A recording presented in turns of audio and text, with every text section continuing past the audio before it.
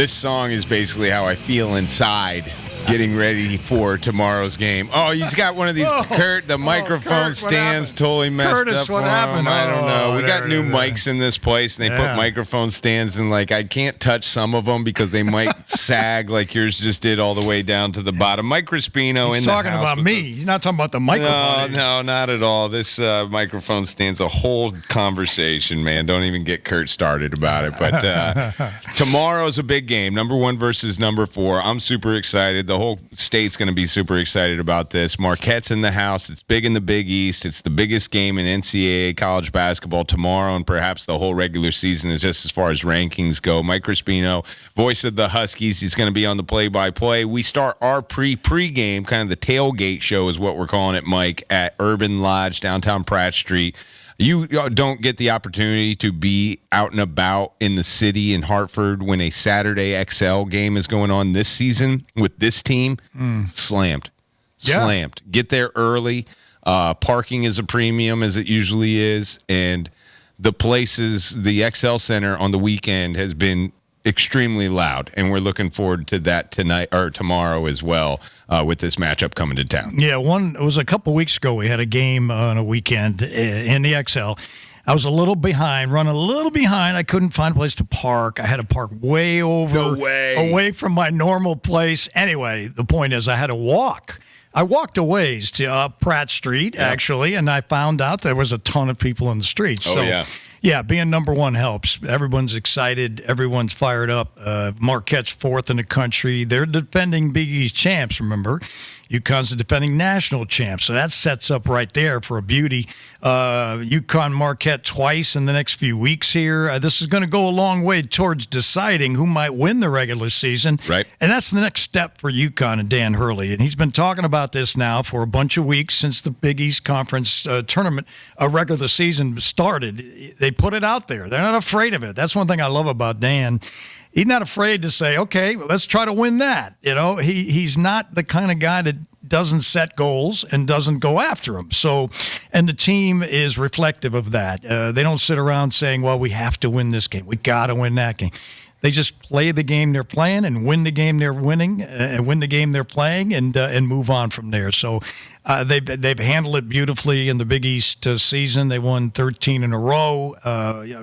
I asked Dan about this in the pregame, and he laughed at me. I said, I haven't been on a team, broadcasting a team that won that many games in a row. Me, the Knicks maybe in the 90s, but I wasn't their play-by-play guy yet. And I asked him, I said, I haven't been on a team like that. He goes, yeah, I have. He's talking about St. Benedict's Prep. He said in high school. I got to look it up. He probably won 40 games in a row for all I know. So he's used to being in these kind of grooves where you're winning every single game. And it doesn't worry him. That's the beauty, I think, of what happened by winning that national championship last year. It takes a load off your shoulders. You think about it. You're a career college coach now if you're Dan Hurley or anybody, any of the great ones. And they're not afraid to lose because they've won the whole thing. You have done what most head coaches dream about doing, winning a national championship. He's done it. Yeah. So, but that doesn't make him any less hungry, any less motivated, and any less into it. So that's the beauty of it. He's not going to rest on his laurels, that's for sure. This matchup is just so special, and just like the individual matchups that we are going to get tomorrow, the head coaching matchup, I think is going to be interesting to follow. Everybody's eye should be on the point guard of Marquette, Tyler Kolek, and rightfully so. This guy could be the Big East Player of the Year. Again, by the way. Yeah, right, again. Right. The guy I'm scared of more than anybody is Cam Jones. Who is going to check Cam Jones? Tell me about that matchup against UConn. I'm not 100% sure yet who that's going to be, but he is 8th in the league in threes made a game over about 2.5. And his last 3 games been 19 of 33 from the field. He's red hot, 10 of 16 from 3. So he is on fire. UConn's got to get out on the perimeter and slow him down. And then David Joplin, who, I don't know if you recall this last year in the Big East tournament game. Joplin killed him. Yep. And he's 7th in the league in threes made a game, just a little bit more than Cam Jones. So both of those guys are very capable from distance. Joplin, 6th man of the year last year, Big East all-tournament selection last year. So those two guys are key, and Kolek is on fire. His numbers are silly, what he's done. In the last 4 games, he scored 103 points. That's a lot. That's 25 a game. And not a lot of shot attempts either. No. And if you couple that with the assists that he's a part of, like, he is responsible for about 250 points in that span. Yeah, 37 for 70 from the field these last 4 games. So he's shooting and scoring better than he ever has. He's made 15 of his last 27 threes. I remember last year, first time I saw Kolek, and I was talking to Dan before the game. I think it was the game, might have been 2 years ago out there. And the part of the defensive strategy of the Huskies was make him shoot, make him be a scorer, because he's such a great assist man. He was averaging 8 or 9 a game. That's not the case anymore. This dude scores, and he assists, and he play makes. I mean, he does a lot of things well. So you got to, I don't want to say, stop him, but you got to control him. You can't let him go off and get 25 and have 9 assists and get them to score 85 points, because that's how you're going to lose a game. I was going to ask you if we could double off of him, but you just answered that question right there. And the guy that would worry everybody as far as a double team would be the man on the inside. We haven't Iguodara, am I saying that right? Iguodara. Yeah. Also Iguodara, great rebounder, great offensive rebounder. That's going to be key. You got to keep him off the boards. He's 4th in the league in that category. He's 2nd in the league in field goal shooting to Donovan Clingan. So when he gets his hands on it inside, he scores frequently at a very high percentage. So, and he's a pretty good free throw shooter. He's like 72 for 112. He's best on their team. So if you foul him, he scores there too. So UConn's got 4 guys to be concerned with, and they got Stevie Mitchell, who's a great defender. One of their strengths is taking the ball away from you. They're number 1 in the league, 9 steals a game, and you know how you turn somebody over, you steal the basketball, and you turn it into points. That's freebies. You get free points that way. And if Marquette does that in that building tomorrow, they get a chance to win.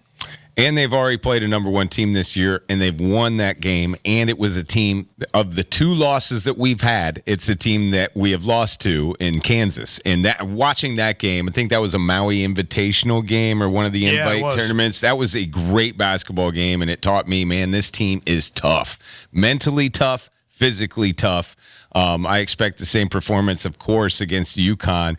But just this team's battle-tested already with what they've done non-conference and in the Big East. Yeah, and they won the Big East tournament last year, and a lot of these guys were there. Yeah, so squad. Winning that thing, remember they beat UConn by 2. They kind of stole the game a little bit in the semifinals, I felt. Yeah. They threw in a couple of, chucked in a couple of threes from the ocean over there and made them, and they won the game by 2. And then they went and crushed Xavier for the championship. But they failed in the NCAA tournament in the second round. I felt like Marquette, Creighton, obviously UConn got to the Final Four and won the whole thing. But I thought those 3 teams could have been in the Final Four last year. But Marquette slipped up. So they're back at it. A lot of the same guys, all kinds of confidence. They've already, you mentioned the Kansas win. They've beaten Texas when they were 12th in the country. They've beaten Creighton, and they've beaten Illinois out of the Big Ten. So they're all top 25 teams. They're capable of beating anybody. And I know UConn knows that. The Huskies don't take anybody for granted, ever. I don't care if it's DePaul or it's Marquette or Creighton. It doesn't matter.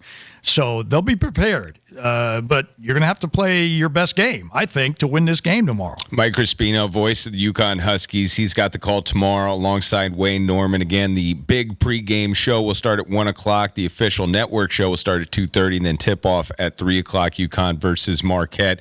I got to be around Shaka Smart a little bit, but probably like 15 years ago now. It feels so long ago that VCU made that run to the Final Four. But those 2 teams, by the way, not just that one flash in the pan, like they were a good program, and he was the one that built it up. Watching his practices, remember the highlight footage that we see from the practice of him getting in there and taking charges and showing his players how to do that? Like, that's the intensity that guy brings to that program, no matter where he's at, Texas, VCU, or now at Marquette. I'm expecting, I haven't broke down any film yet besides the game I saw, Kansas and Marquette, I'm expecting chest-to-chest defense just like Coach Hurley teaches. No question. I think they reflect their coach like the Huskies reflect Dan Hurley. He's intense. Shaka Smart. He lives and dies basketball. Yeah. He wears a golf shirt with something long underneath it. He looks like he's ready to play himself when he's out there. So Last year here, UConn took care of business with them and ended up losing out there in Milwaukee in the first of the two games and lost 2 out of 3. They ended up losing in the Big East tournament. So I think this is a pretty good rivalry now. You know, when Steve Wojciechowski was there, UConn dominated Marquette. And now Shaka's there,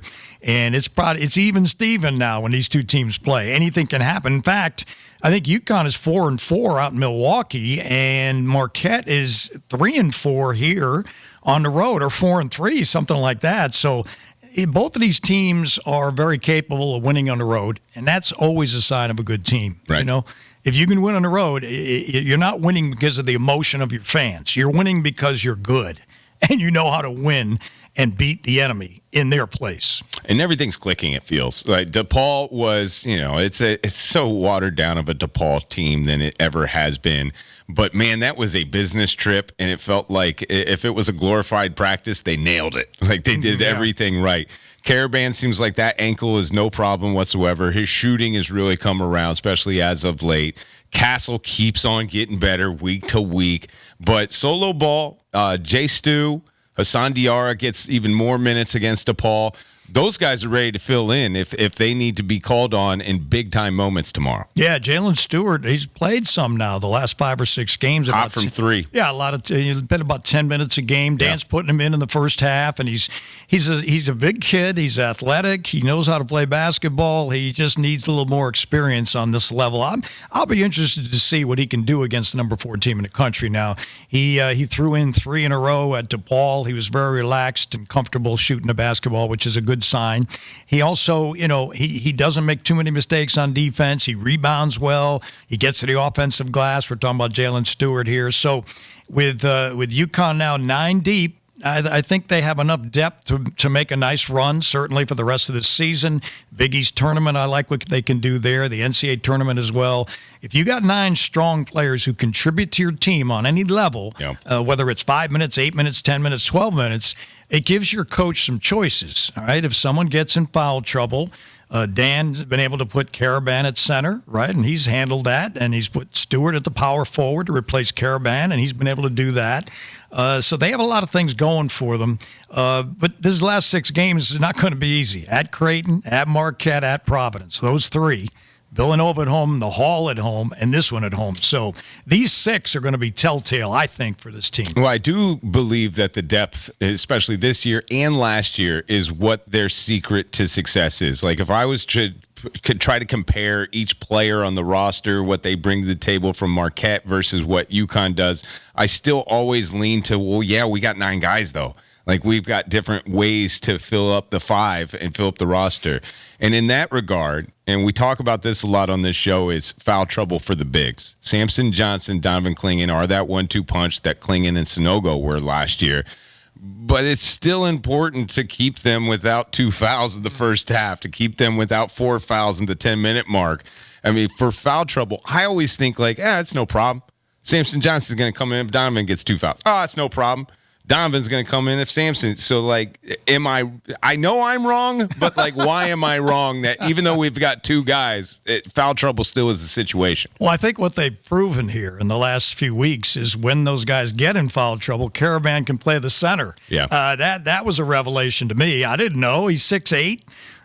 You're going small. Let's face it. His defense, though, down low is totally improved since no the doubt. Bryce Hopkins Providence performance last year. That was a torching by Bryce Hopkins. He's a great player. But no, you're right. He's gotten better defensively. I think Clingan has gotten better defensively. I think Samson Johnson's gotten better defensively. But on any given moment, and now we're getting to sudden death time in college basketball. If both guys get in foul trouble and Caravan has to play the center and the other team has a huge center, what if they play Zach Edey and Purdue and the 2 bigs for UConn are out sitting on the bench and Caravan's got to deal with him? I mean, you can get yourself in some real trouble if your bigs go to the bench and have to sit there and watch everybody else play.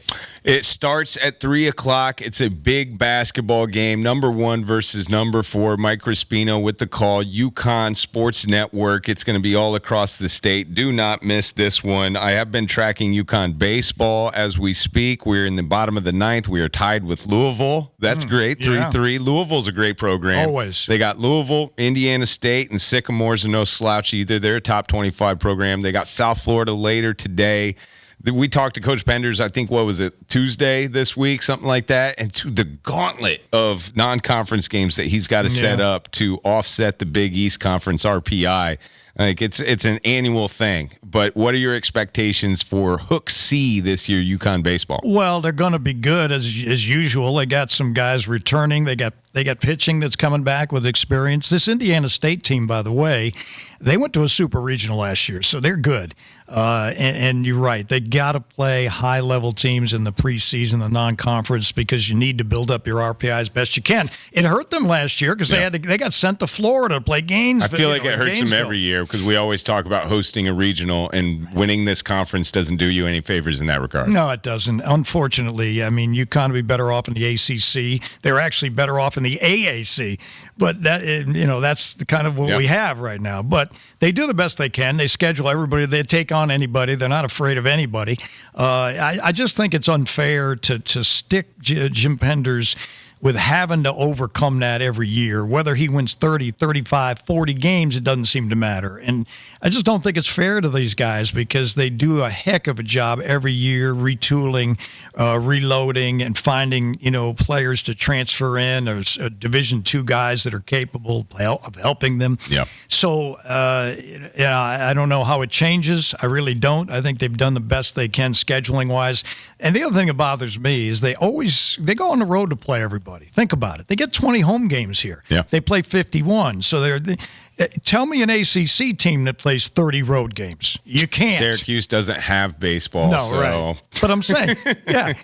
And you think North Carolina plays 30 road not games? At all. They come to them. They play 15, 16 road games all year. That's correct. UConn plays 31. They play twice as many road games. So, I mean, that's a major disadvantage. Not only the travel, you don't get your last at-bat, right? You don't get your last licks 30 times. And the other guys that are coming out of the ACC or the SEC, like Florida, I mean, their record, I remember going to Gainesville for the regional last year, and their record, their home record was like 27-4 or something like that. Right. And the 4 is all the SEC teams that they are forced to play. Exactly. And their road record was like 11 Right. I don't know, 11-10 or whatever the heck it was. It was ridiculous. Every year, the UConn's at a disadvantage. I just wish someday that would flip a little bit and people would appreciate these teams that have to go on the road and play all these games. Northeast baseball just doesn't have the respect it deserves. Well, it could get a little closer to being respected a little bit more as they were the home team against Louisville, as both them in neutral sites. 4-3 final. Corey Morton with the single up the middle, winning the ball game on a walk-off single. That is awesome. So good start, 1-0 so far for Coach Pender's Hook C team. Let's talk a little NBA hoops. Mike Crispino, what, you wanted me to go to break? Sorry, no, we got Crispino here, man. He's looking at his watch. We got the NBA All-Star Weekend. You want to know this stuff? All right, give me the dunk. What's your favorite thing? Let's do that. What do you like about the NBA All-Star Weekend? You're asking the wrong guy. I don't like it. Oh, man. I hate it. I really do. I think it's all contrived. Kurt's giving you an applause. Yeah, for that. back when Jordan and those guys were dunking and, it was a relatively new Mac event. McClung's not doing it for you? No, Your guy Jared Toppin? And even the three-point contest, initially when it was a novelty, that was great. I mean, Bird winning it, other guys winning it. It's just not the same. It's like overdone now, and now we got to spend 3 days doing it. You're going to watch the dunk contest Saturday. I'm going to watch. You're going to watch it. I'm going to watch, but it's not going to be exciting like it used to be. One thing that's going to be exciting, downtown the XL Center, get it all over yourself. This guy's going to have the call. Mike Crispino. Where are we going again? Play-by-play. 1:00. Urban Lodge, 1 o'clock. You got to be there a little bit earlier than that. But you're going to be there at 12:45. Kissing babies, eating bagels, that's signing what you do. autographs. We had to go whatever run you around. want me to do. We had to find the baby you were kissing before you came onto this show. Mike Crispino, thanks for sitting in, man. Good luck tomorrow. Have a great call. All right, you got it. Mike Crispino, we'll take a break. When we come back and do some dibbles and bits. Load it up.